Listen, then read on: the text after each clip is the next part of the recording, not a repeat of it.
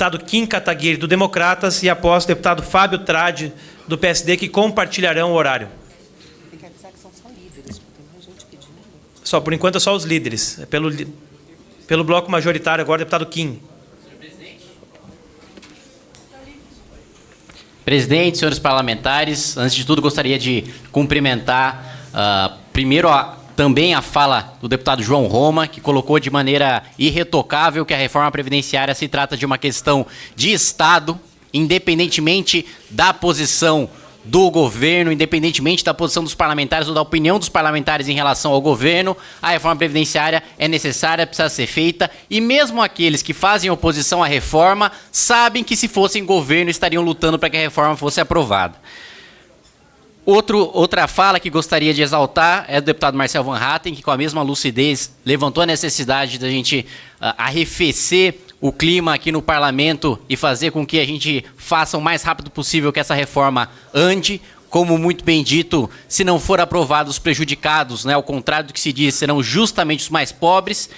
E para finalizar o setor de elogios, gostaria de também elogiar o trabalho do deputado secretário Rogério Marinho, que não só conduziu de maneira magistral a reforma trabalhista com o fim do imposto sindical, como agora também conduz a reforma previdenciária e apresenta um texto que não só combate privilégios, como apresenta uma nova perspectiva de uma nova previdência para as novas gerações. Feitos os elogios, parto para as críticas, senhor presidente. Acredito que uma das coisas que mais prejudica o debate nessa casa é a mentira.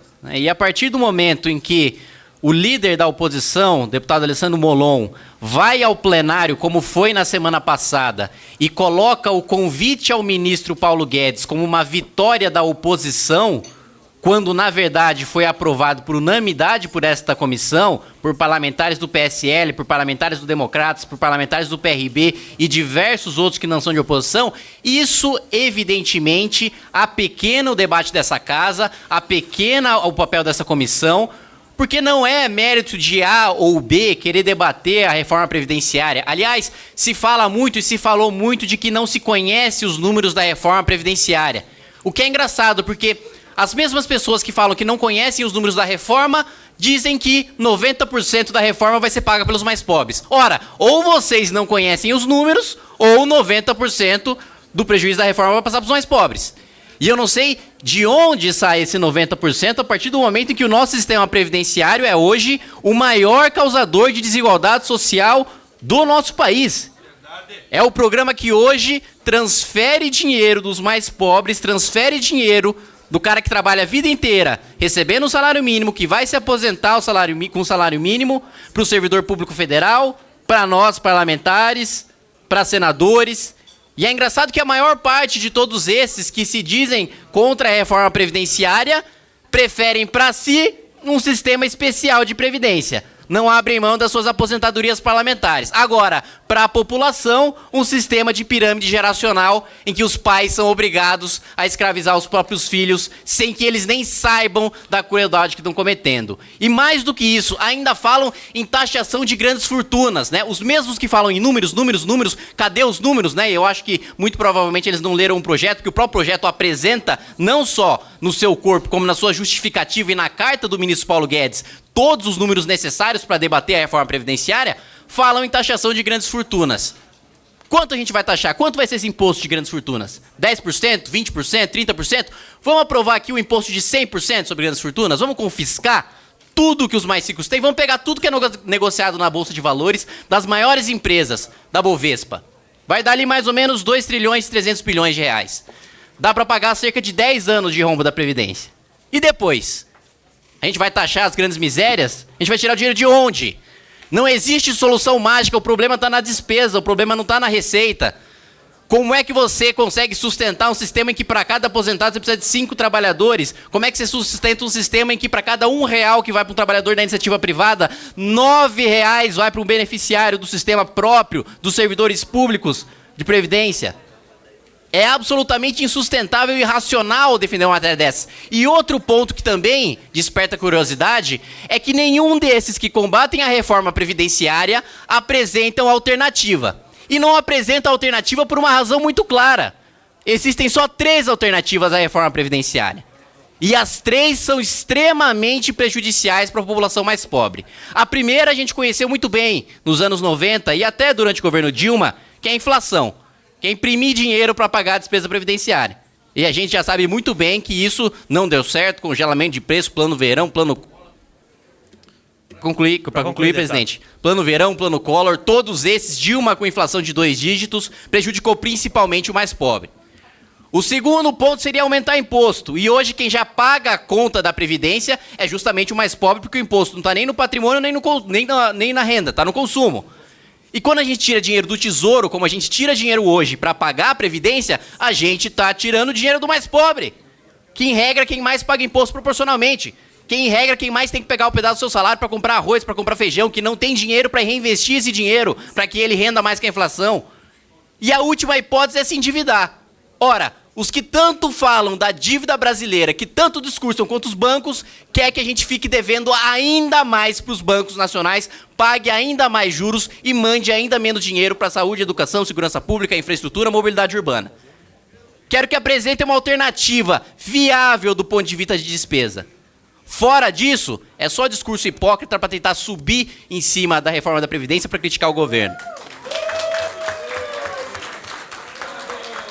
Por 5 minutos, deputado Fábio Tradi, também pela liderança do bloco majoritário, bloco PSL.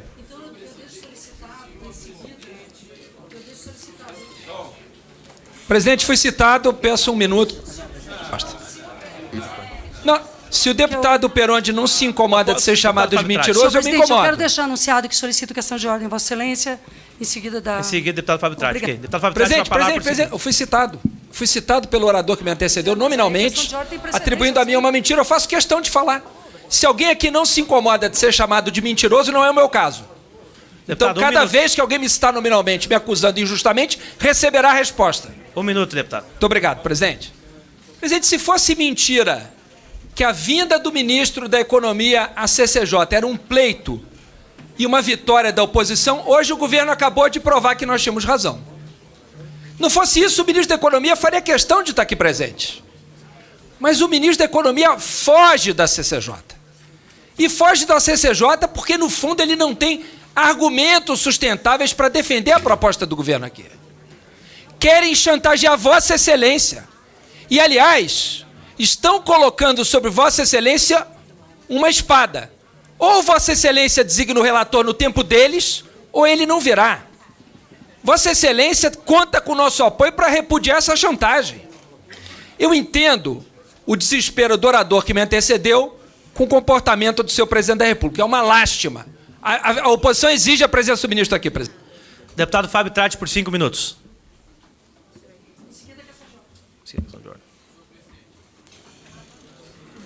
Senhor presidente, senhoras e senhores deputados, eu percebo um certo exagero na adjetivação desse duelo argumentativo que se estabelece na comissão. Exagero inadequado, descabido, impertinente, que só aprofunda aquilo que nós não queremos, que é a cisânia. Só recrudesce aquilo que não interessa ao Brasil, que é uma disputa polarizada entre o ódio e a ignorância, entre a incompreensão e a intolerância. De modo que, senhor presidente, eu procurei na análise deste fato, a ausência do ministro, sob o convite da nossa comissão, interpretar de forma muito serena e imparcial, porque não quero ser cúmplice dessa dicotomia reducionista que transforma o Brasil em refém de forças políticas que pensam muito mais na próxima eleição e muito menos nas próximas gerações. A dizer o seguinte, não vejo, sinceramente, senhor presidente e meus queridos colegas, não vejo desrespeito a este colegiado, não vejo afronta a esta comissão. Não veio, não é o ideal. O ideal teria que o senhor ministro de Estado atendesse ao convite. Apresentou uma justificativa documental, indicou um substituto à altura moral, intelectual e politicamente do desafio que enfrenta, que é o ex-deputado Rogério Marinho, e já garantiu, na palavra do próprio líder do governo aqui na Câmara, que semana que vem estará aqui conosco. Não é? Quer dizer, desrespeito seria se ele se recusasse a vir. Afronta haveria se ele se recusasse a vir sob convite ou convocação, obrigando o legislativo a socorrer-se do judiciário para trazê-lo sob vara, coercitivamente. Aí sim se insinuaria uma quebra de confiabilidade institucional. Mas não é o caso, senhor presidente. Portanto, não vamos apimentar, não vamos recrudescer os ânimos. O momento é de serenidade, o momento é de ponderação, porque, afinal de contas, é o próprio governo quem sabe que a reforma da Previdência, a sua aprovação, é o eixo determinante em torno do qual orbita a perspectiva de viabilidade da sua governança. É o próprio governo quem sabe que, se a reforma não for aprovada, ele não terá condições políticas e econômicas de enfrentar os desafios que o Brasil comporta. Portanto, a pressa também é do governo. Não teria razão subalterna para justificar um retardamento ou uma ausência injustificada a esta casa, a não ser por razões plausíveis que, em tese, podem ser compreendidas por quem tem bom senso e que, na verdade, tenha boa vontade para sair deste impasse a fim de avançarmos na discussão da reforma da Previdência. Os colegas que me antecederam, um ou outro, já nos disseram que outros governos de outro espectro ideológico também defenderam a reforma da Previdência. Isto é indiscutível.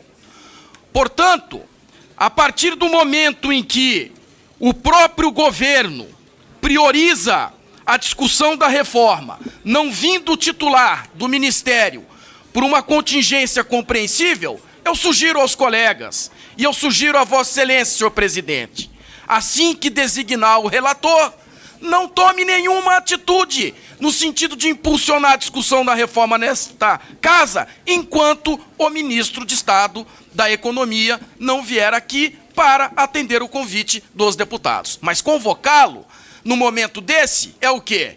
É aprofundar a divisão, é recrudescer este dualismo, essa polarização obtusa, burra, que leva para o Twitter discussões que mais parecem de arquibancada de futebol do que de política institucional. Portanto, o PSD, pela serenidade, pela ponderação e pelo equilíbrio, senhor presidente. Cada Maria do Rosário, já apenas o último líder, deputado Zé Nelton.